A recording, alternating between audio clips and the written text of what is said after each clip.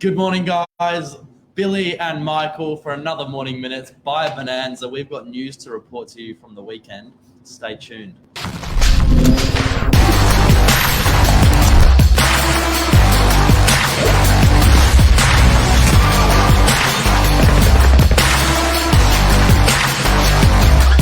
I'm the ringleader, so listen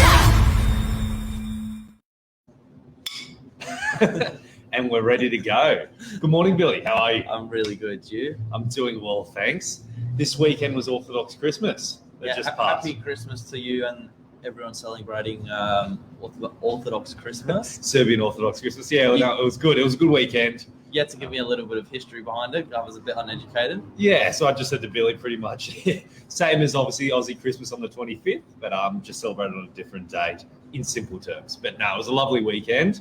And even more interestingly so, on Christmas Day, which was on Saturday, was our busy day of open homes. Maybe that's why everyone was out. Maybe buying Christmas presents. We've got news to report to you. Yeah, and as Christmas presents come, it's this year it's all property. Yeah, for themselves and friends, family. Yeah, so guys, really for our first official Saturday open home of the new year, it was extremely busy, and we just wanted to take the time to discuss it today, sort of, I guess, report the numbers, discuss what our thoughts are on it, what it could mean for 2023. But I've also got some questions for an experienced agent like Michael that's seen a few cycles and, how it can affect prices, what it means for owners, other buyers in the marketplace.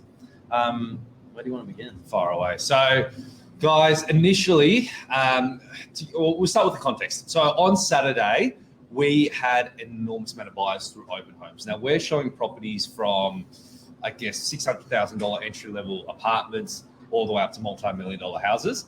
So we had a really good spread on Saturday across all different price points to see what the market was doing. Yeah. And pretty much across every single price point, we were having between 10 to 15 groups through every single open home.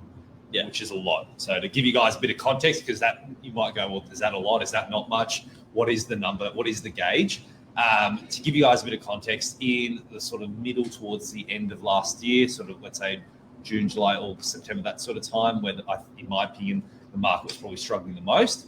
We were getting anywhere between 0 to 5 groups through open homes. So this is massive numbers. We're talking double, triple the numbers from before. Yeah, sort of where numbers were, at their best in those, few month period. That was kind of where it was setting the, the bottom of the benchmark for Saturday, which I haven't seen on a sales side before, but I haven't seen that, compared to rentals when everything was going nuts, and there was certain properties just flying off the shelf. Sort of 12 months ago. Yeah, really, the last time we saw this was during that, obviously, the COVID peak in 2020. And then also for myself, last time I saw it was back in 2017, just prior to all the Royal Commission and the banking stuff that happened. So, guys, big open numbers. I'm curious to hear what your thoughts are. I'll feed my thoughts through in a minute. But what are your thoughts, Billy, in terms of why there's so many buyers out at the moment? Well, before you get to the why, first of all, I think it's great to see lots of people out there, and I really hope this is the new norm for 2023. Yeah. As you said, I think the first Saturday back, it's a time now where people are starting to wake back up, get back into a routine, and there seem to be a lot of people that were casually looking late last year. Correct. But have now seriously started considering to purchase a property. I think there's no doubt about it. What the news reports, there's some fantastic opportunity at the moment in the marketplace. And there's a lot of buyers that are, or that they can now start to see that we're, moving into that sweet spot. Yeah. I think you made a good point there in terms of what we noticed was, so towards the end of last year, guys, buyer numbers were really starting to pick up. So we're starting to notice a bit of a shift there as well in terms of the amount of people coming through at open homes. But a lot of people were just doing, as Billy said, just researching, just wanting to get an idea of the market, see what properties are selling for, get a bit of a bearing on it. And now a lot of these guys we saw again on Saturday, but they're like, hey, we're in a position now, we're looking to buy. Our finance has now come through, or our finance is about to come through over the next week or so. We're speaking with the broker and we're wanting to now secure a property. I've got a question for you though. Does in your experience, does more group numbers coming for a property mean more dollars in the owner's pocket at the end of the campaign? Traditionally so, yes, put simply. There's obviously a whole lot of other factors as well that are involved in it, like in terms of interest rates and everything else that I guess can affect a property sale price. But looking at it in isolation in terms of group numbers, more groups for open homes means more dollars in an owner's pocket. A great example, we had a unit in Narrabeen we were showing on the weekend. We had 18 groups through, which is just a ludicrous amount. Prior to Christmas, we were getting maybe sort of 6-7 groups through, which are still decent numbers, but now it's once again doubled and a half again. And we've got multiple parties now interested on that property looking to purchase, and they'll probably close out over the next sort of 24, 48 hours. And that doesn't happen when you just have one group for an open home. So it's really interesting to see. I personally think it's a really positive thing. I don't think price is going to go ballistic or anything like that, but I just think it's a positive thing to see that there's a bit of confidence out there. I was having a really good discussion with the buyer on the weekend, and I was just saying, if you're looking at and buying either A, a family home, or B, an investment property, of course, yes, you want to buy it cheaper. It makes sense. But at the same time, if you're going to be sinking what is probably majority of your nest egg into a particular property, do you really want an asset that's overnight could drop 50%? Yeah, that's very true. Like, it sounds great when you're buying it, but then what happens straight after that? You're going to be an owner for the rest of that property life cycle. You don't want it to suddenly drop 50% overnight and then crash everything that you own. And you want to buy something that's blue chip. Yes, it goes through its cycles. Yes, it's great to buy when it's cheaper. You want to buy something, the whole, I guess, purpose why people buy Northern Beaches real estate is it's a great place to live, but it's a safe investment, whether it's for your house, for an investment property. It's something that obviously long-term we believe will always go up in value. So you don't want to buy something that's going to crash. But I think that that confidence has been building week on week. Yes. Obviously minus the slowdown for Christmas. But it's been building, week on week for a little while now. Probably 2 months now. Probably 2 months. It's been pretty consistent as well. And we've seen those numbers, as you've mentioned, stay fairly consistent. And so now as we come into that new year period, as everyone's coming back, I think we could actually see this as a new norm. So it sort of feeds into the next bit. Why? Why are there buyers out, Billy? I've got my thoughts. On yours first. Why are there buyers out there in the marketplace looking to buy right now? I think as you look on a sort of a circle, a graph as to, the property cycle, people were nervous when prices started coming off. They had questions as to why they were coming off. Then we started to see, the effects of some of the, policy changes and interest rates and things like that, which was probably the months where we saw numbers at their lowest as those effects started to come in. But now as we've started to reach a new sort of balanced market, so to speak, where prices are not quite shifting as much as they were in terms of vendor discounts and things like that, I think confidence is probably the biggest thing. But ultimately, people, seeing consistent sale results across multiple price points is probably, helping with that. I agree with you there. I've got a couple of, I guess, speculation points on my own as to why. I think one very large thing, and it's sort of once again dropped off. It was a bit of a news when it first came out, but it's sort of dropped off now a little bit as well, even though it's about to launch, is for first home buyers is the stamp duty changes. That's massive. So a lot of people out now looking, obviously sub 1.5 million for first home buyers that are out there. Now, when you're buying, you're going to be able to obviously pay your stamp duty off over a period of time through a tax yearly, as opposed to forking out one large lump sum of money. To give you guys a bit of context, on $1 million property, it's give or take $40-something thousand. You'd have to normally pay for stamp duty. Now they're proposing for a first-time buyer, you don't have to have that money up front. You can pay it yearly as well.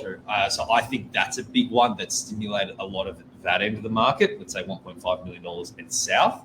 So I think that's having a bit of an effect, especially for all of our apartments. Yes. Because I noticed most people coming through our apartments on Saturday were first home buyers. That's true. And it fits the case study quite nicely. Property sitting circa or slightly under that $1 million. They're benefiting from this the most. Second part, I think there is definitely a herd mentality in any market. So what I mean by that is, in a market that's coming up, I find that a lot of buyers, there's the fear of missing out. And so everyone's jumping in. Hello from Paris. There we go. We got an international audience today.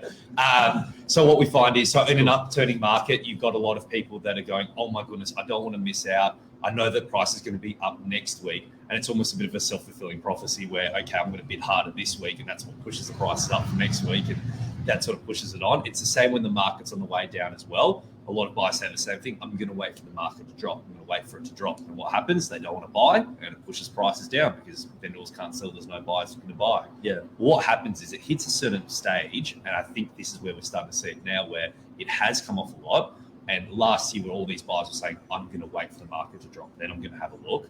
Well, guess what? It dropped, and everyone, as they always do, comes in the exact same time, and now they're starting to look. And funnily enough, has the counter effect, because now there's so many people that are, in my opinion, re-entering the market looking to purchase. That's what's going to level out those prices. And for hopefully a couple of lucky vendors out there, it's going to push them up a little bit.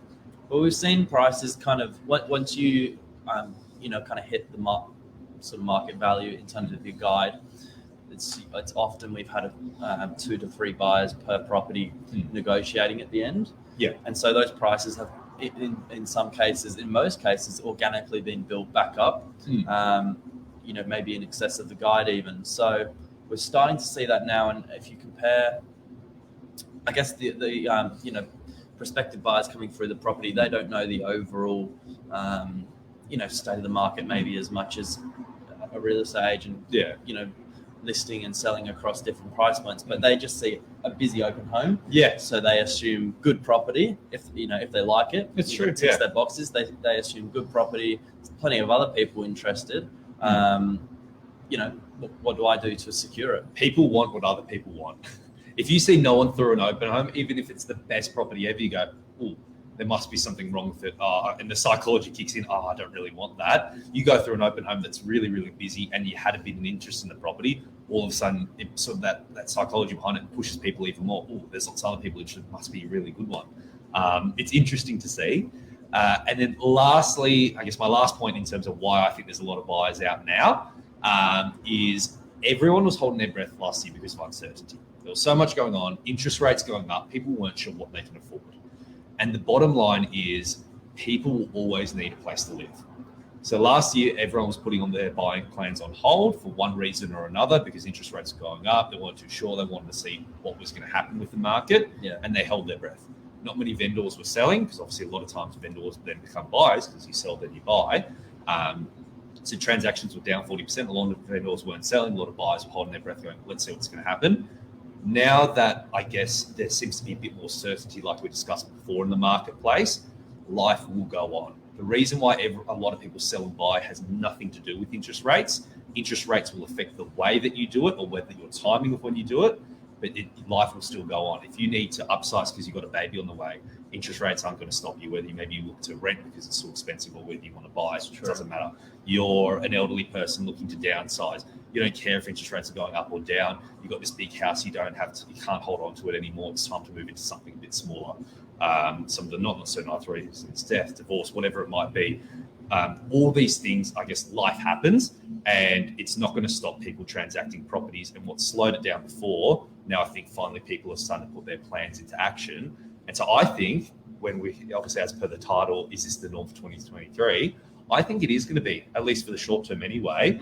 I think there's going to be a lot of people out there, a lot of transactions happening as people are now starting to put their plans into action. Is the spring rush for buyers and sellers a bit of a myth, or is it It's not a myth. Can you blame it on the weather? It's not a myth, but it didn't happen last year. There was no stock that came on. Maybe this is the really delayed spring rush from 2022. Essentially. So maybe the weather as well. Yeah. It always helps when it's not raining, and it has been raining non-stop for like the past year. So helps me with my sunburn. Yeah. Billy has a nice red nose, guys. If you can't see, you got sunburn on the weekend. Every time I see the sun. that nice olive English skin. Yeah. But I think it's an exciting time to be looking. It's a really exciting time to be selling. It's good to see the group numbers pick back up. Yeah. And New Year's Eve or New Year's resolution. Yeah, buy time. Yeah, exactly. And guys, if you're a buyer out there at the moment and you're watching this, I truly think we're pretty much towards the bottom of the market now. The proof is in the numbers, what we're seeing down on the ground. This is not just us saying, oh, we think it's going to go this way. That's just what we think. We're physically seeing the evidence out there. So if you're thinking of buying, definitely don't keep holding your breath. Work in with your timeline, but jump in there. And as a vendor, good news, there's buyers out there back in the marketplace. It's not all doom and gloom. The confidence is back. I've got a question for you. Whenever you start to see prices change up or upside downwards, whatever, what's kind of the first thing you see? Is it group numbers that start to change? Group numbers is one of the biggest things. There's so many factors that affect property prices, like we sort of went through, but the biggest individual factor is competition. One of the early signs. It's competition that builds it up. Even if you have all these things going on in the marketplace, if you've got a couple of buyers that all really want a property and they're in a position that they can afford X amount for it and they bid it up, they will. So that's probably one of the biggest telltale signs we can see out there. There you go. Awesome, guys. Any questions for us? Pop it in the comments. We're happy to answer it. Keen to hear what your guys' thoughts are. What you think is going to happen in 2023. But that's the news from On the Ground Saturday just gone. That's all right.